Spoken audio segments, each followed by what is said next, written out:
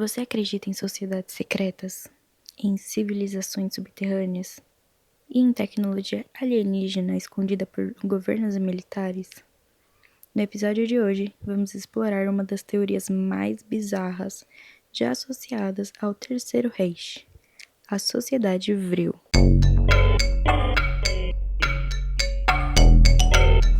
Olá a todos, meu nome é Melissa e esse é o podcast Papo Criminal, onde hoje juntos vamos mergulhar em teorias intrigantes, segredos não revelados e mistérios que desafiam a realidade no nosso quadro Papo Conspiratório. No episódio de hoje, vamos falar sobre a Sociedade Vril, que é uma teoria maluca sobre uma sociedade secreta que tem, por incrível que pareça, relação com o nazismo e alienígenas. Sim, meu Deus, maluquice. Bom, antes de começar, não esqueça de seguir a gente lá no Instagram, @papocriminal, no TikTok, @papo.criminal, e também seguir na plataforma de áudio que você escuta o podcast. Então, se você escuta no Spotify, no YouTube, segue a gente para não perder nenhum episódio novo. Também não esquece de dar uma olhadinha lá no Apoia-se, apoia.se/papocriminal, onde lá você tem acesso exclusivo a até dois episódios, exclusivo para apoiadores por mês. Então vai lá dar uma olhadinha, ver se encaixa para você no seu bolso.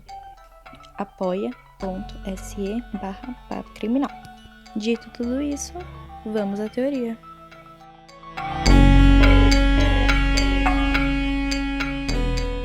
Tudo começa em 1871 com o lançamento do livro The Coming Race, de Edward Bulwer Lytton, um escritor britânico também conhecido por suas obras ocultistas.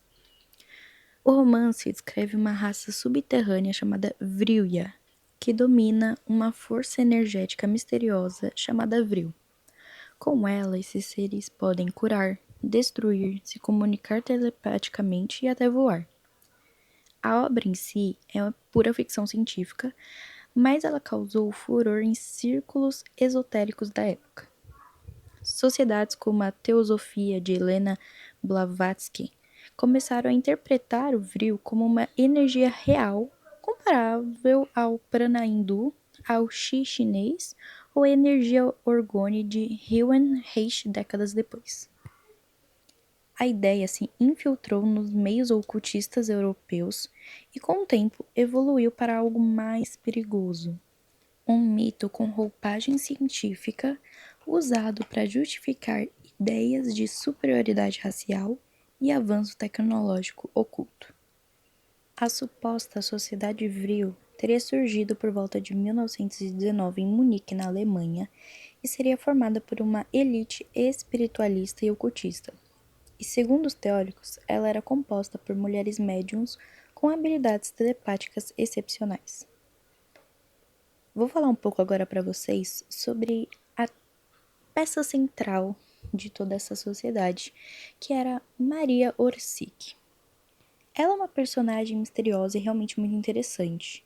Alguns dizem que ela nasceu em 31 de outubro de 1895 em Zagreb, na Croácia. Outros dizem que ela nasceu em Viena. Mas enfim, ela tinha um rosto totalmente atraente e cabelos muito longos. O cabelo comprido, inclusive, era uma marca das mulheres da sociedade vril.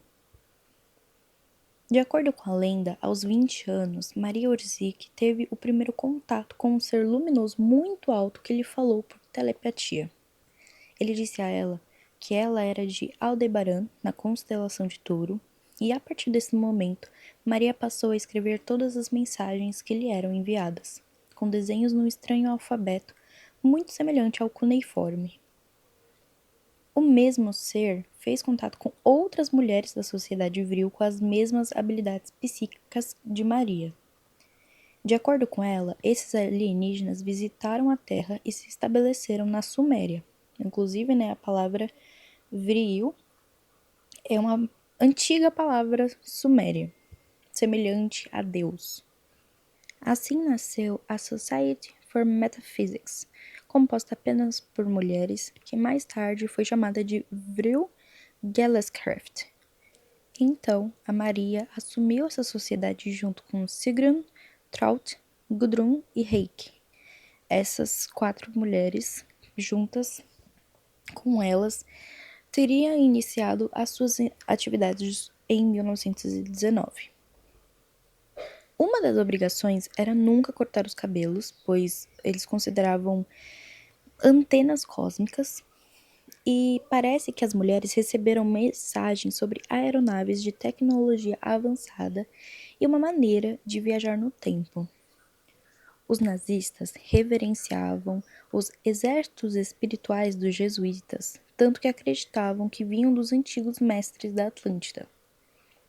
A SS nazista foi inspirada na Ordem Jesuíta, e os jesuítas são uma organização militar e não é uma ordem religiosa. Os ocultistas da época sabiam que Inácio de Loyola era basco.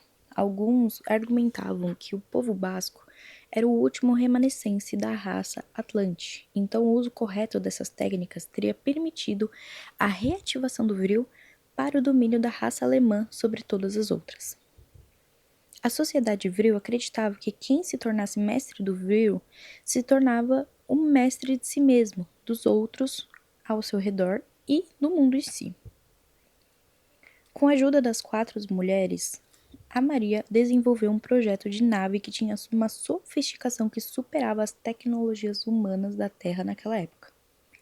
A sociedade vril, então, juntou forças com as sociedades Thule e uma que tem um nome muito difícil, mas vou chamar apenas de Dye, para construir naves espaciais.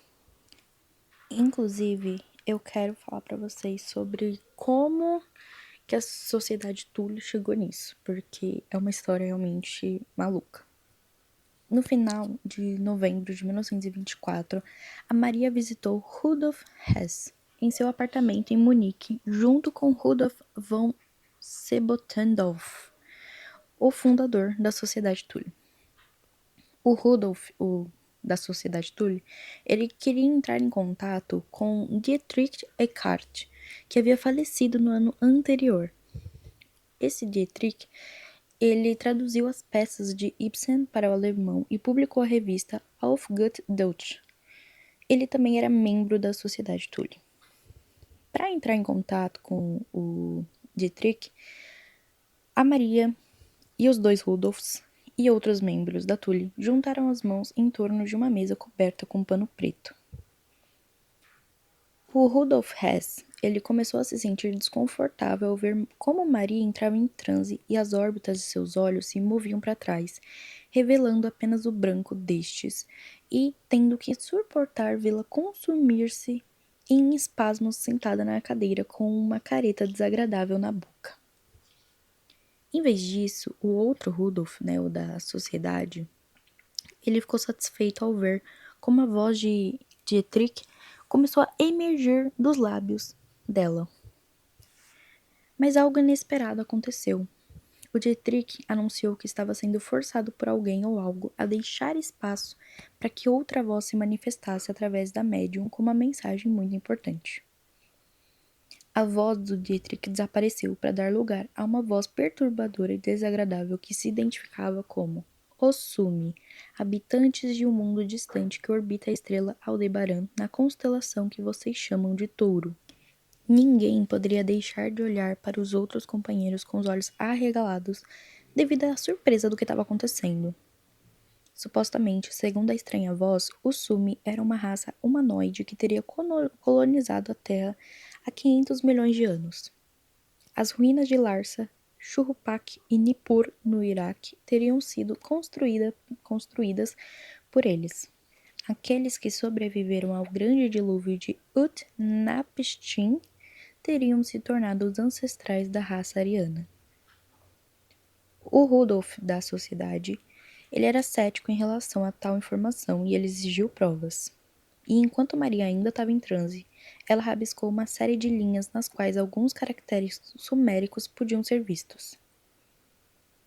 Então, assim, gente, basicamente, por conta disso que eles começaram a acreditar em toda a história de Aldebaran e da raça ariana e afins, porque supostamente eles teriam aparecido para falar que eles eram, né, os ancestrais da raça ariana, que mais tarde ia se juntar muito bem com o nazismo.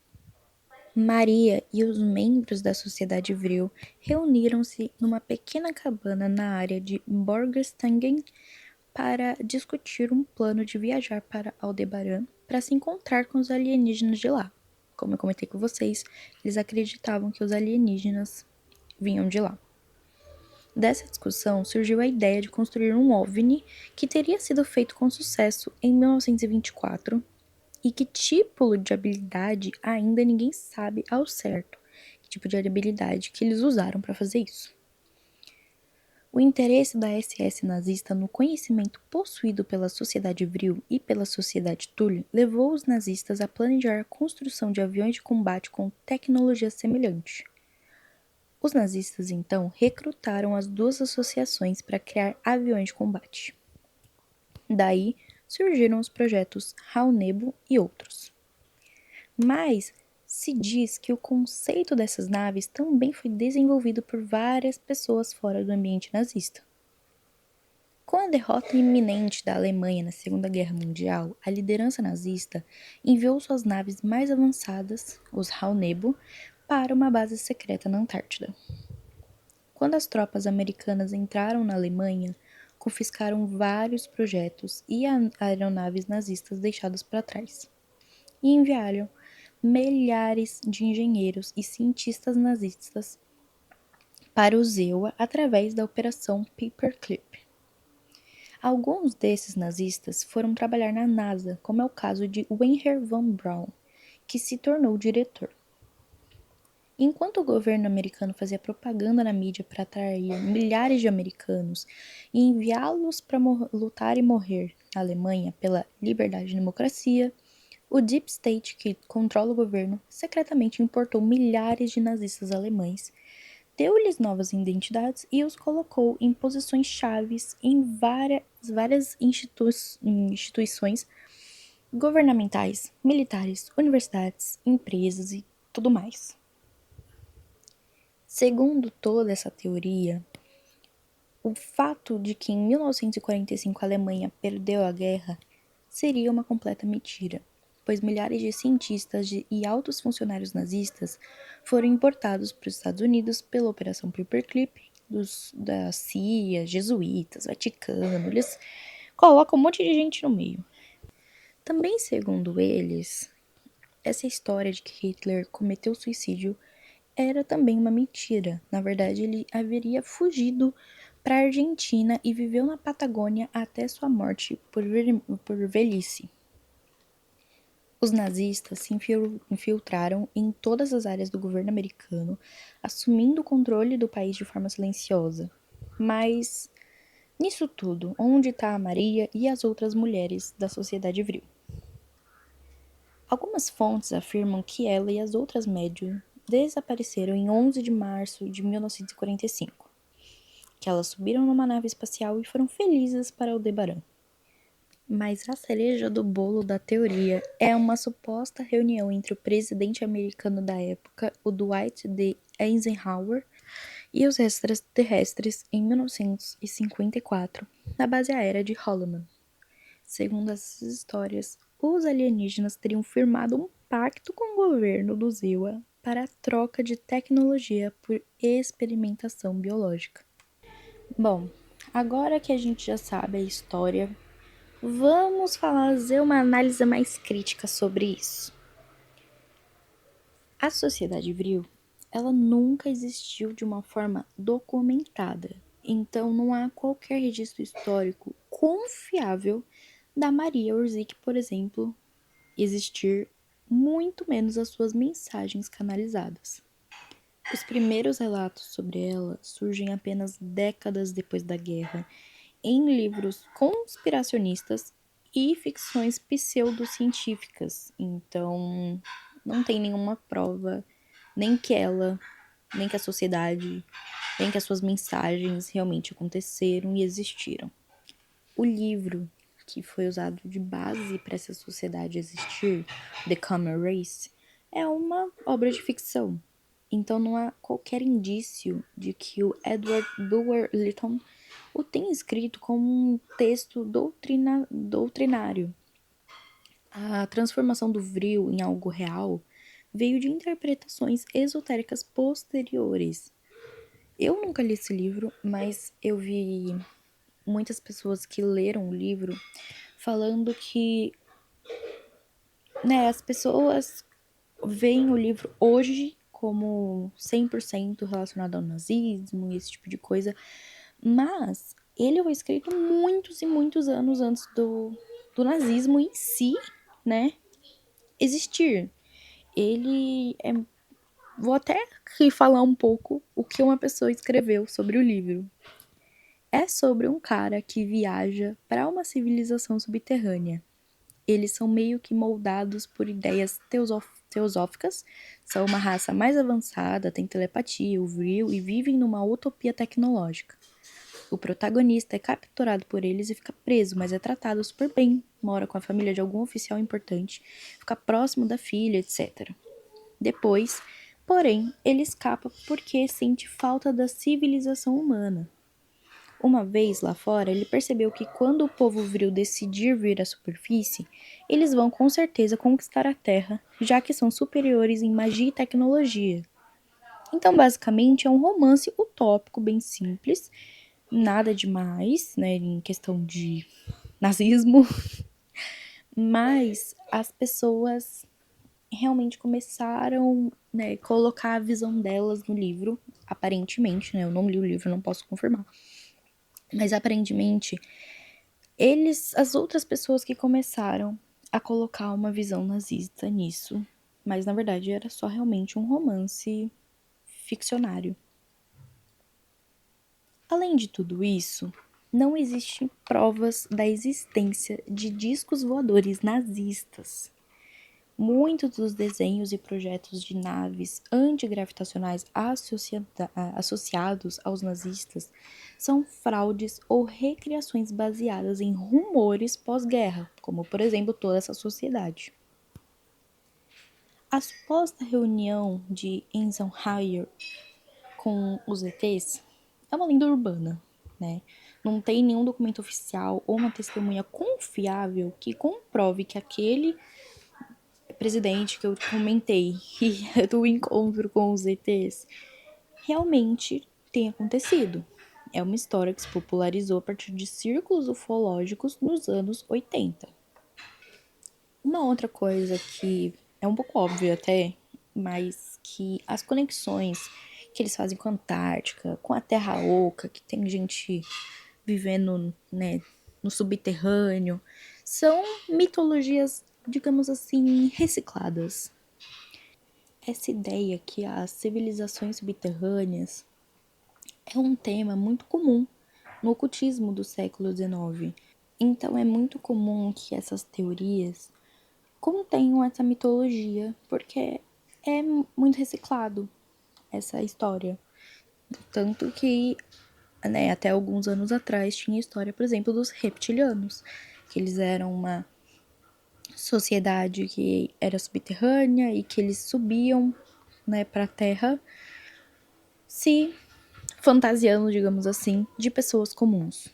Então, é uma coisa que de tempo em tempo volta, mas com outra cara, com outra coisa, mas é sempre uma sociedade subterrânea e alguma coisa assim.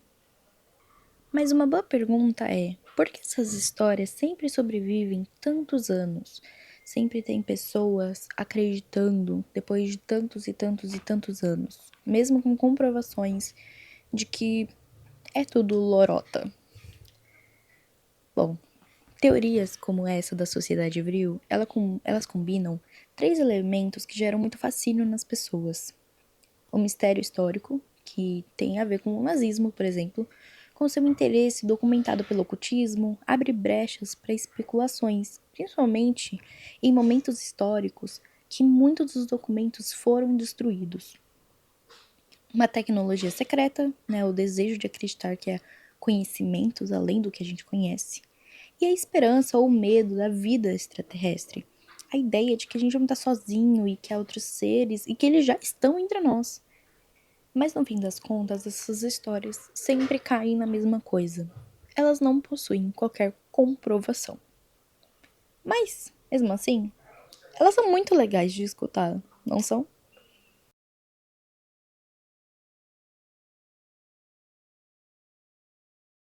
E essa foi a teoria de hoje. Gente, essa teoria foi extremamente difícil de pesquisar. Juro, foi muito, muito, muito difícil. Porque é uma teoria que ela tá há muitos anos e muitos sites tendem a acreditar demais nela, sabe? Num quesito de quase falar, nossa, ela é maravilhosa, nazismo, show, uma vibe meio assim em alguns sites. Então, foi muito difícil realmente achar o que realmente era da teoria e o que era quem conta um conto aumenta um ponto, sabe? Tinha muita coisa, assim, o que eu trouxe aqui no episódio de hoje.